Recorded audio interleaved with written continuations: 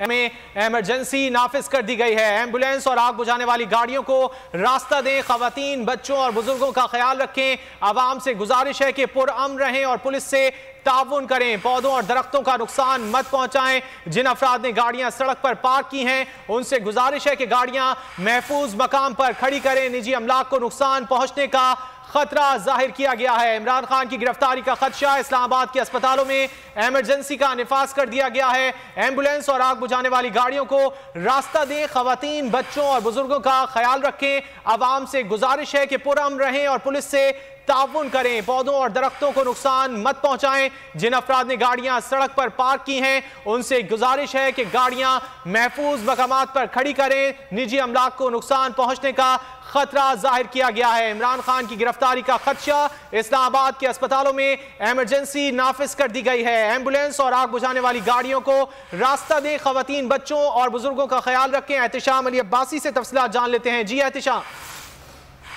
आज के जो सरकारी अस्पताल हैं इमरजेंसी लगा दी गई है। जो एम्बुलेंस की सर्विसेज है, लोगों से कहा गया है कि एम्बुलेंस को रास्ता दें।